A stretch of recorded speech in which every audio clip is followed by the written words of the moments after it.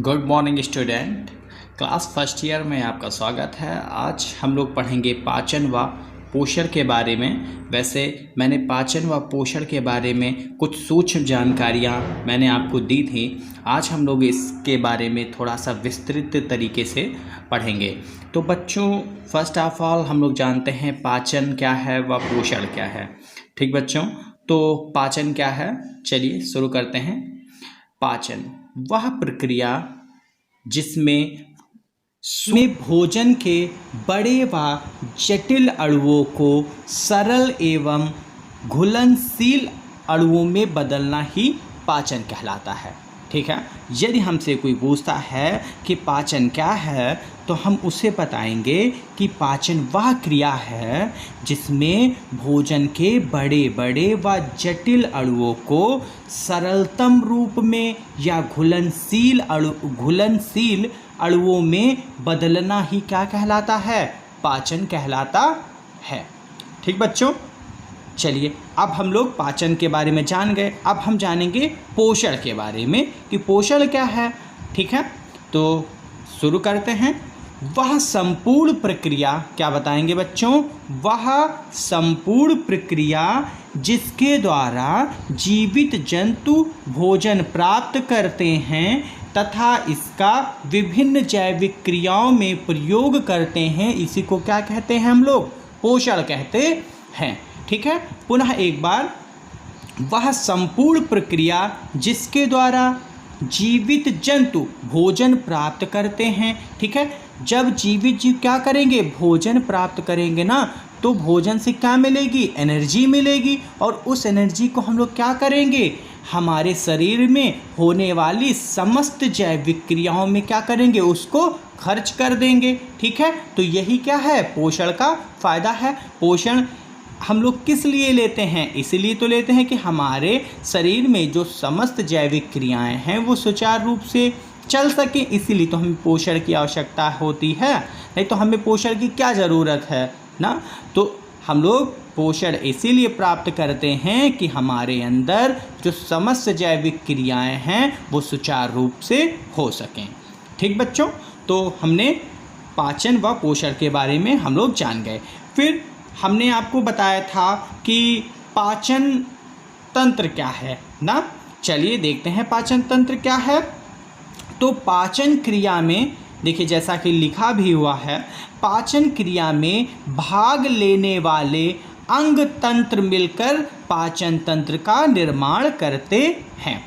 ठीक बच्चों, क्या है, पाचन क्रिया में, समझ पा रहे हैं ना, पाचन क्रिया में भाग लेने वाले अंग तंत्र को मिलाकर क्या बनता है, पाचन तंत्र बनता है। ठीक बच्चों, चलिए आगे बढ़ते हैं। अब हमने आपको क्या बताया था कि मनुष्य का जो पाचन है वो कहाँ होता है। तो बच्चों, हमने बताया था कि मनुष्य का जो पाचन है वो किस में होता है, आहार नाल में होता है ना। जिसकी लंबाई कितनी होती है, जिसकी लंबाई लगभग 8 से 10 मीटर होती है। कितनी होती है, 8 से 10 मीटर लंबी व अत्यधिक क्या होती है, कुंडलित संरचना होती है। आहार नाल क्या है, आहार नाल में ही क्या होता है, पाचन होता है। और आहार नाल की जो लंबाई होती है वो कितनी होती है, आहार नाल की जो लंबाई होती है ना वो 8 मीटर से 10 मीटर तक होती है। वो भी कैसी संरचना होती है, कुंडलित संरचना होती है। चलिए ठीक है, अब आगे बढ़ते हैं। अब हम लोगों ने क्या किया है, आहार नाल को विभिन्न भागों में बांट दिया है। ठीक है, देखते हैं वो कौन से भाग हैं। तो पहला क्या है, मुख गुहिका है। ओके, क्या है, मुख गुहिका। सेकंड क्या है, ग्रास नली। और थर्ड क्या है, अमाशय है। और फोर्थ क्या है, आंत है। ठीक है, अब हम लोगों ने जो 10 मीटर की जो क्या थी, आहार नाल थी ना, उसे हम लोगों ने 4 भागों में क्या किया, बांट दिया। ठीक है, चलिए अब हम लोग देखते हैं कि मुख गुहिका है क्या। तो बच्चों, मुख गुहिका क्या होती है, ये आहार नाल की सबसे अग्रभाग होता है। क्या होता है? ये आहार नाल का सबसे अग्रभाग होता है, जो कि ओठों द्वारा खुलता है। किसके द्वारा खुलता है? ओठों के द्वारा खुलता है। अगर मुझसे कोई पूछता है कि मुख गुहिका क्या है, तो हम उसे क्या बताएंगे? हम बताएंगे कि आहार नाल का ये सबसे क्या होता है? अग्रभाग होता है, जो कि हमारे ओठों के द्वारा क्या होता है? खुलता है। ओके, फिर आगे क्या बताएंगे कि मुख गुहिका ऊपर की ओर क्या होता है? तालु। ठीक है, तालु होता है, और पार्श्व में क्या होता है? गाल होते हैं, तथा नीचे की ओर जीभ के द्वारा क्या होती है? घिरी होती है।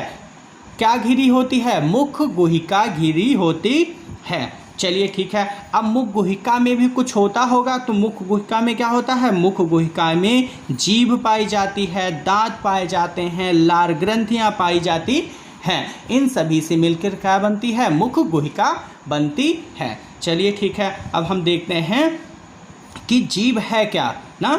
तो चलिए बताएंगे, अगर हमसे कोई भी पूछता है कि जीभ क्या है, तो हम उसे क्या बताएंगे? ये क्या होती है? ये मोटी तथा मांसल संरचना होती है। क्या बताएंगे?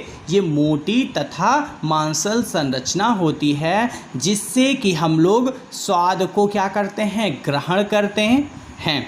ओके, फिर आगे अगर कोई पूछता है कि और कुछ बताओ, तो हम क्या बताएंगे कि जो जीभ होती है ना, वो उल्टे वी की संरचना की तरह होती है। कैसी होती है इसकी संरचना? उल्टे वी की तरह इसकी संरचना होती है। और फिर कहता है कि चलो ठीक है, इसके काम बताओ, तो हम बताएंगे कि इसका सर्वप्रथम काम होता है स्वाद को ग्रहण कराना, और फिर काम, और जो उसका दूसरा काम है भोजन को बार बार दांतों के बीच लाना, जिससे कि क्या हो? भोजन अच्छी तरीके से भोजन की लुगदी बन जाए, और वो जटिल जो अवस्था थी उसकी सरल अवस्था में वो क्या हो जाए? कन्वर्ट हो जाए, बदल जाए। तो ये सब कार्य किसके हुए? जीभ के हुए। चलिए अब आगे बढ़ते हैं, थोड़ा सा देखते हैं दांत क्या हैं। तो दांत क्या है? जैसा कि आप लोग जानते हैं दांत क्या होते हैं। बच्चों में और जो वयस्क होते हैं दोनों में दांत पाए जाते हैं। तो बच्चों में जो दांत पाए जाते हैं उसे क्या कहते हैं? अस्थायी दांत, और जो वयस्क में पाए जाते हैं दांत उन्हें क्या कहते हैं? स्थायी दांत हम लोग बोलते हैं। तो चलिए हटाइए, बच्चों की बात हटाइए, अब हम लोग देखते हैं वयस्क में, क्योंकि हम लोग वयस्क हैं तो वयस्क वाली बातें करेंगे। चलिए देखते हैं वयस्क में क्या। तो बच्चों वयस्क में मुख्यतः 4 प्रकार के दांत होते हैं। अच्छा चलिए दांत के पहले कार्य थोड़ा सा जान लेते हैं, दांत होते क्यों हैं, इनका कार्य क्या है।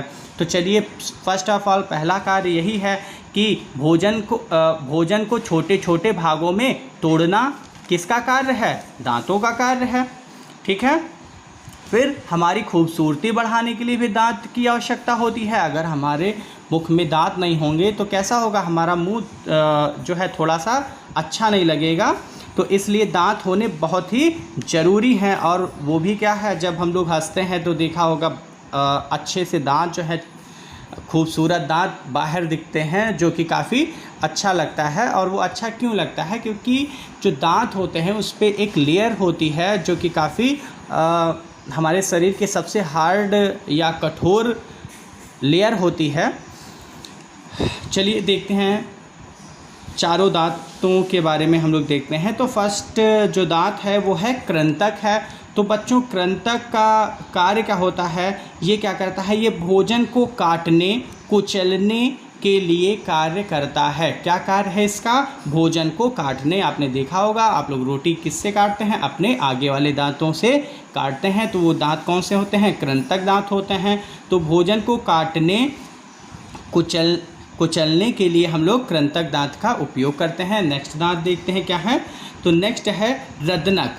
ठीक है, तो रदनक का कार्य क्या होता है? आपने देखा होगा कुछ मनुष्य ऐसे होते हैं जो कि थोड़ा सा मतलब मांसाहारी होते हैं।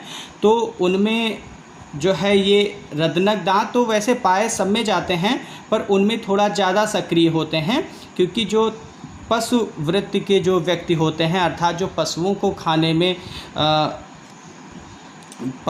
खाने में दिलचस्पी दिखाते हैं, उनमें ये दांत ज़्यादा सक्रिय होते हैं। तो इन दांतों का जो प्रयोग होता है वो मांस को चीरने फाड़ने में कार्य करता है, तो ये रदनक का कार्य होता है। चलिए आगे देखते हैं। अग्रचर्वणक दांत ये क्या है? तो ये भोजन को चबाने का कार्य इन्हीं का होता है।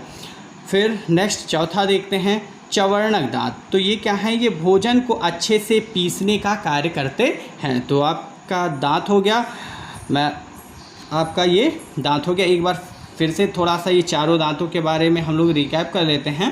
पहला मैंने बताया आपको कृंतक, दूसरा रदनक, फिर अग्रचर्वणक और फिर चवर्णक। तो कृंतक का कार्य कहाँ होता है? भोजन को काटने व कुचलने का कार्य होता है। फिर रदनक का कार्य क्या होता है? भोजन को चीरने फाड़ने का कार्य रदनक का होता है। ये आपका साइड में दांत पाया जाता है जो थोड़ा सा नुकीला होता है, प्रायः इसे मांस को चीरने में ही इसका कार्य होता है। फिर अग्रचर्वणक देखेंगे, भोजन को चबाने का कार्य इसी के द्वारा होता है। फिर चवर्णक का कार्य होता है भोजन को अच्छे से पीसने का कार्य होता है। तो मैं ऐसा करता हूँ आपको ये वीडियो समझ में आया होगा। Okay, thank you class.